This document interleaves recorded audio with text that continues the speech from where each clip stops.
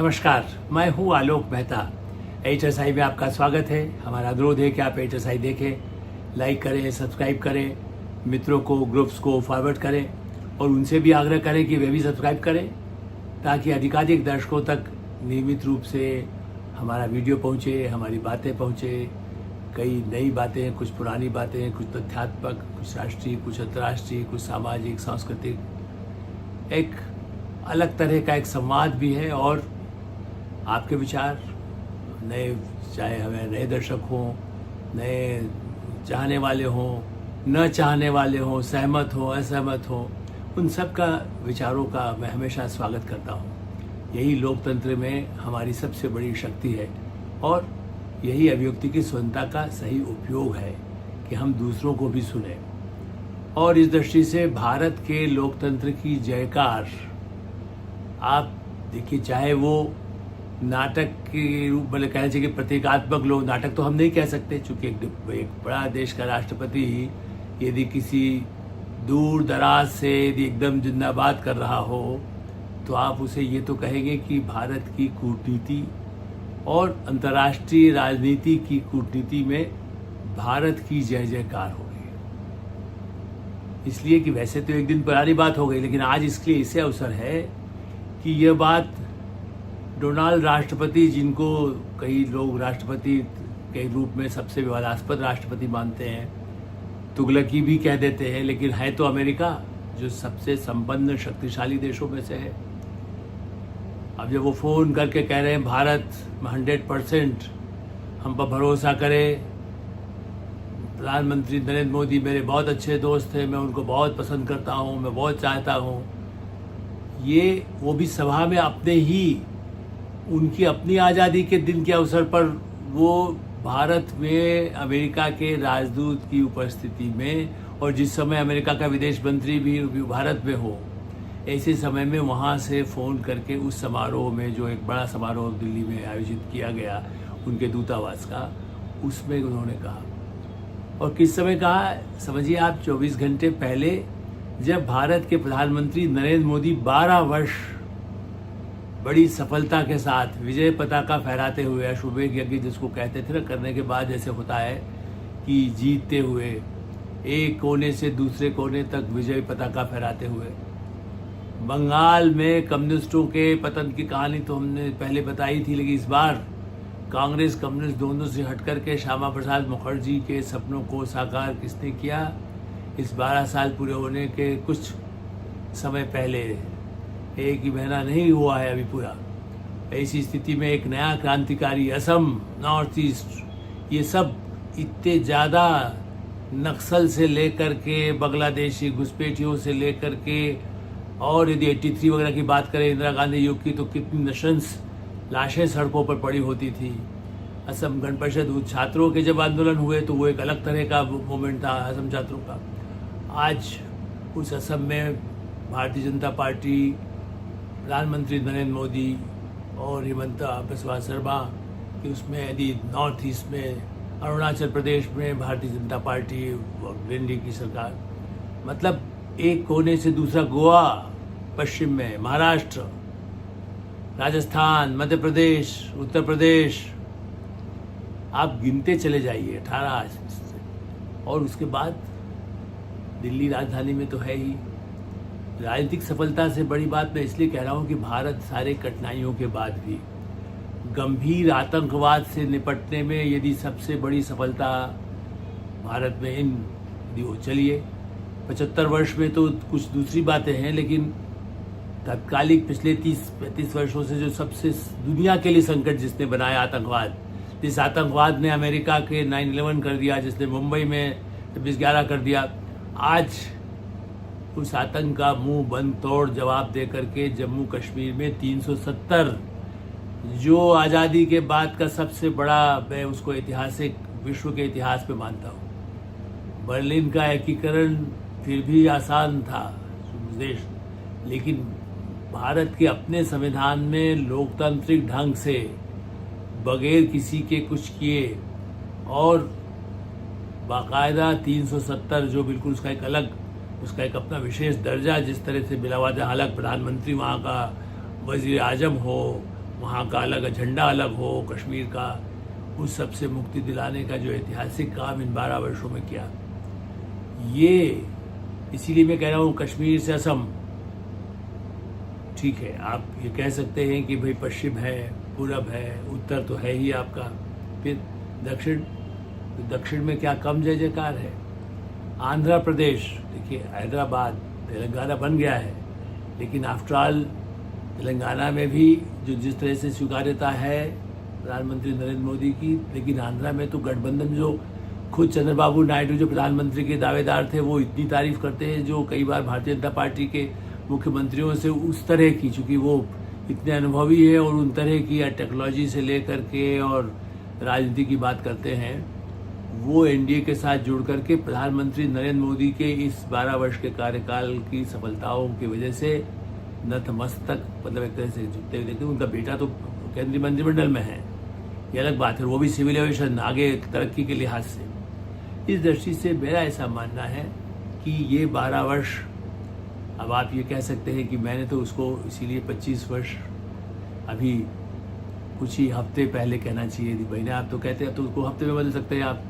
8 हफ्ते की, 10 हफ्ते की, 12 हफ्ते या 16 हफ्ते, लेकिन इसी वर्ष के प्रारंभ से ही मैंने कहना शुरू कर दिया था, क्योंकि मेरा ऐसा मानना था और इसीलिए मैंने लिखा था रिवॉल्यूशनरी राज। मैं फिर से आज उसका जिक्र इसलिए करूँगा कि 12 साल पूरे हो रहे हैं।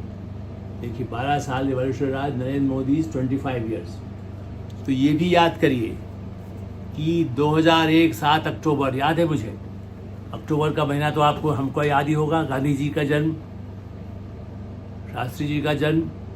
और भारतीय राजनीति में उसी अक्टूबर महीने में, और वैसे अक्टूबर में अमिताभ बच्चन का भी है शहंशाह, वही नरेंद्र मोदी 2001 7 अक्टूबर से लेके आज 26 मई 2026 2026 7 अक्टूबर 2001 में नरेंद्र मोदी ने पहली बार विधायक हुए। कोई चुनाव पहले, उसके पहले उस तरह से स्वयं नहीं लड़ा, लड़वाया, बहुत जितवाया, पार्टी को जिताया, संगठन का काम किया, संघर्ष किया, कश्मीर से कन्याकुमारी तक लेकर के, और हर स्टेट के हर जिले में जिसने अपने संगठन के काम के लिए भी जो काम किया था। उसके बाद लेकिन बगैर कोई मंत्री रहे, बगैर विधायक रहे, जो पहली बार जब जाके काम संभाला, वो शपथ आज देखिए,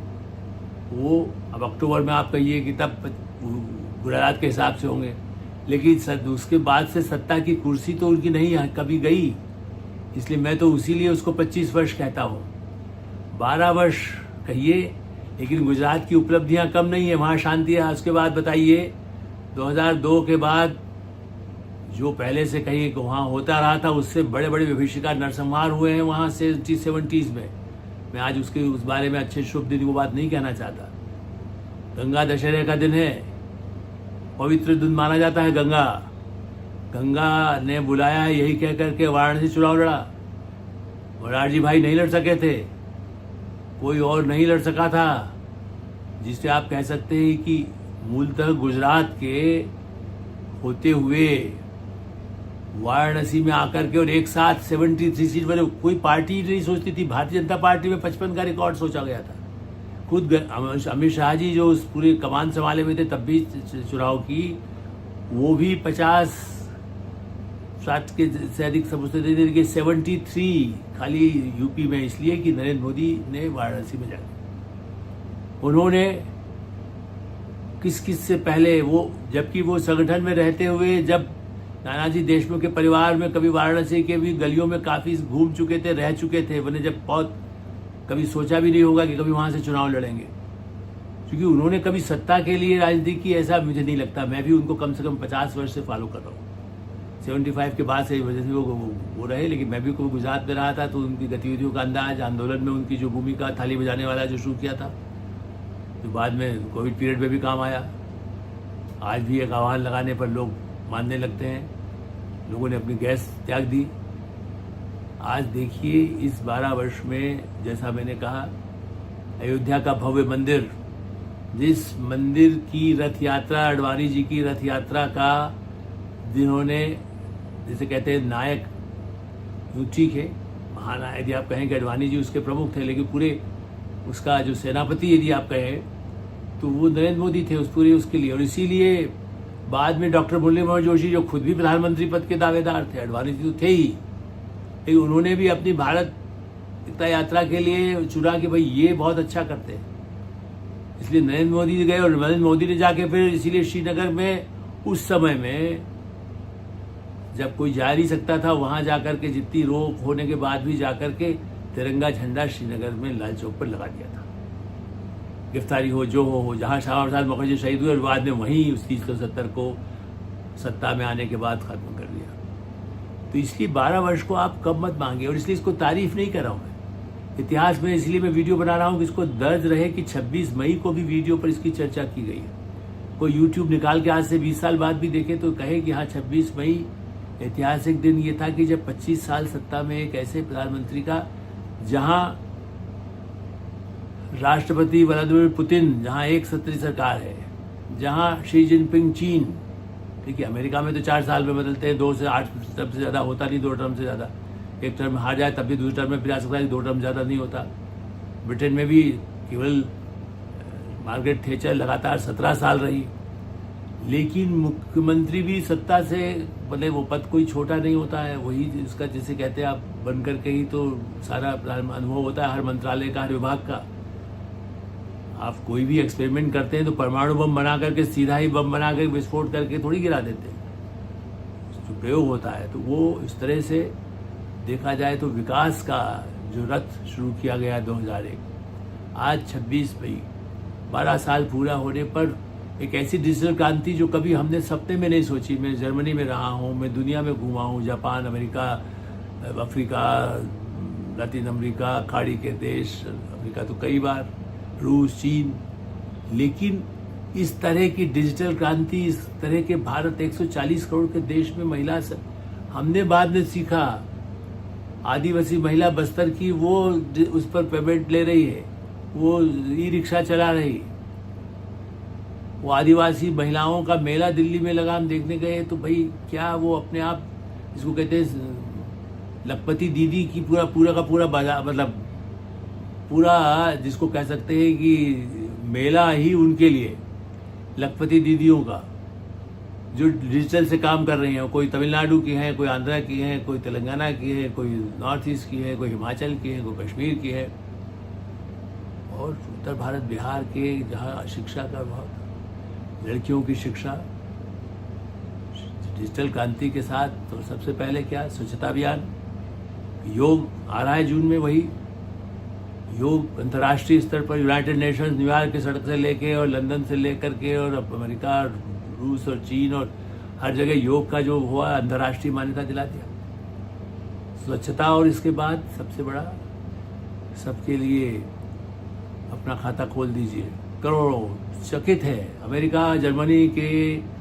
कोई प्रधानमंत्री आए, चांसलर आए, राष्ट्रपति आए, कोई ब्रिटेन का आए, कहे ये क्या हो रहा है। वो जाएंगे मंडी में, क्या अपने आप देखो भाई, ये देखो दुकान पे ये बैठा है हाथ से जो काम करे महिला, इससे तो पेमेंट कहीं खिलाई है, इसमें दीजिए आप। वो उसको खुद यहाँ सिखाना पड़ रहा है उन लोगों को, और उनको चूल्हे के उससे मुक्ति दिलाना, गैस, करोड़ों महिलाओं को आत्मनिर्भर बनाने के लिए सबसे पहले शौचालय से मुक्ति बने। शौचालय सड़क पे जो जाना होता था, जंगल में जाना होता था, दिन भर बैठे रहना पड़ता था कि कब अंधेरा हो और तब जा करके मैं जा सकूं, या अंधेरा होने, मैंने सुबह होने से पहले कितना अंधेरे में जल्दी से जा करके शौच जा सके, अपना आगे का जिंदगी शुरू हो,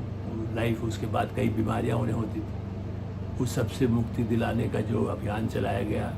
ठीक है, मैं नहीं कह रहा हूँ कि 100% बिल्कुल भारत वैसा ही हो गया है, स्वर्ग बन गया है। अब कमियां जो राज्यों में, पंचायतों में, नगर पालिकाओं में जहाँ काम कम हुआ, धीमे हुआ, गड़बड़ हुआ, भाई एक 70% को हो गया, 80% को हो गया, 20 को तो हो ही जाएगा। दूसरे को देखे हुए पड़ोस का गांव से आ जाता है। गैस, लोगों ने कहा नहीं हमारे पास, हमें सब्सिडी वाली गैस नहीं चाहिए, आप दे दीजिए। लाखों लोगों ने एक आह्वान पर कर दिया।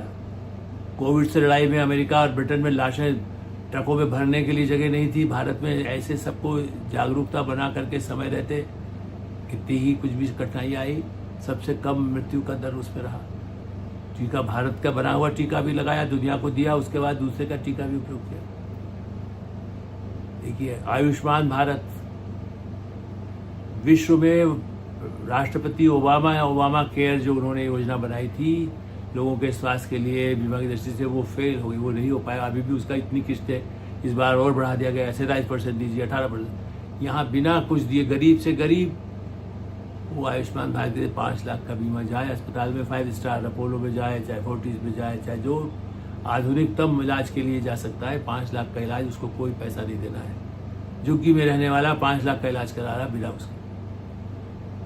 उसमें भी आप कहीं अस्पतालों ने गड़बड़ की तो डॉक्टर ही कोई गड़बड़ कर दे, कोई बीमारी कर दे, हवाई जहाज को कोई पायलट असावधानी कर दे तो क्या कहेंगे आप? उसका ये तो नहीं कि सावधानी जो कुछ होती है या कोई दूसरा वहीं बैठा हुआ कोई गड़बड़ कर देता है, कोई तकनीकी खराबी आ सकती है। तो हम ये नहीं कह रहा हूँ, मैं इसीलिए बार बार कहता हूँ कि शिक्षा के क्षेत्र में क्रांति लाने का नई शिक्षा नीति 64-67 से लेकर के इतने कोठारी कमीशन से पूरी मेरी किताब है, बाद में शिक्षा का नया शंखनाद 2020 में प्रधानमंत्री नरेंद्र मोदी लाए और अब कितना धीरे धीरे लागू हो रहा है। ठीक है, थोड़ा राज्यों पे, चूंकि हमारा संविधान में जो नेताओं ने कभी सोचा नहीं होगा कि भारत की भाषा के लिए भी अंग्रेजों के ऐसे गुलाम आज भी मानसिकता नहीं निकलने वाले लोग भी हो सकते हैं, लेकिन फिर भी नई शिक्षा नीति अधिकांश प्रदेशों में लागू होना शुरू हो गई। गड़बड़ है, सीबीएसई गड़बड़ है, नीट गड़बड़ है, वो नीचे की कमियां जो है उसके लिए कोई प्रधानमंत्री कितना ठीक करेगा, किस किस को? फिर आप कहेंगे तलवार चला रहे हैं, जबकि सुप्रीम कोर्ट को पूरी छूट हुई, कितने ही सरकार के फैसले को रोका गया। बॉन्ड इलेक्शन की जो क्रांति हुई है, कश्मीर में 90% वोटिंग, बंगाल में जहां आतंक छाया होता था, हिंसा होती थी, 80-90% वोटिंग। ये वर्ल्ड रिकॉर्ड है भारतीय लोकतंत्र की दुनिया में आदर्श दिखाने की दृष्टि से। और इसलिए महिलाओं के 33% आरक्षण का, ठीक है, दूसरी बार उसको तत्काल लागू हो, उसमें व्यवधान, चूंकि कांग्रेस पार्टी तो कभी अच्छा देख नहीं सकती थी सफलता को, रुका, लेकिन मूलतः तो पास हो गया है। जिस दिन भी जब भी लागू होगा फिर से हो सकता है बिल आ जाए इनके 2029 से पहले। लेकिन महिला आरक्षण का जो काम 50 वर्षों में कोई सरकार, कांग्रेस की, सोनिया गांधी के नेतृत्व वाली महिला नेतृत्व, महिला राष्ट्रपति पहले जो रही या राष्ट्रपति रहे, जो महिलाओं के प्रति बहुत सबकी चिंताएं थी, लेकिन नहीं हो पाया, वो हुआ। और इस दृष्टि से जब अयोध्या का मंदिर, काशी का परिसर, महाकाल मंदिर का परिसर, मथुरा वृंदावन की जो बदली हुई हालत, तो जो जो एजेंडा पार्टी ने सोचा, हिंदू धर्म के लिए सोचा, भारत राष्ट्र के लिए सोचा, राष्ट्रवाद के लिए सोचा, और सबका साथ सबका विकास करके अंतर्राष्ट्रीय दुनिया में चीन, अमेरिका, सऊदी अरब, Africa, Brazil, Britain, Germany, Italy, किसका नाम लें, जो देश यूरोप का हो, अमेरिका का हो, एशिया का हो, जापान हो, जापान, ऑस्ट्रेलिया, सब भारत के लिए। तो ऐसा नहीं है कि ट्रंप ने वैसे ही जय जयकार की है। जय जयकार इसलिए की है कि भारत के लोकतंत्र में प्रधानमंत्री नरेंद्र मोदी ने 25 वर्षों में एक नई छाप बनाकर लोकतंत्र को मजबूत किया है। आगे बहुत चुनौतियां हैं, वर्तमान आर्थिक चुनौतियां हैं, पश्चिम एशिया के युद्ध की संकट, अमेरिका के पागलपन, मतलब जो अमेरिकी राष्ट्रपति के जो भी मनमाना, और ईरान की, इजराइल की शांति की कोशिश, सारे प्रयास कर रहा है, लगभग किनारे पर तो है, उम्मीद यही करते हैं। लेकिन इस चुनौती के बाद भी आने वाले समय में भी 25 वर्ष पूरे होने के बाद ऐसा थोड़ी काम पूरा होता है। आने वाले और 2027 के विकसित भारत के सपने के लिए प्रयास जारी रहे। इसके लिए शुभकामना संपूर्ण भारत और संपूर्ण विश्व को देना चाहिए, क्योंकि भारत से ही विश्व सुखी और संपन्न रह सकेगा। एटर साहिब में हमें विराम देते हैं। आप एटर साहिब देखते रहें, लाइक करें, सब्सक्राइब करें, मित्रों को, ग्रुप्स को फॉरवर्ड करें, और कोई राय हो तो हमें अवश्य अवगत कराएं। धन्यवाद, नमस्कार।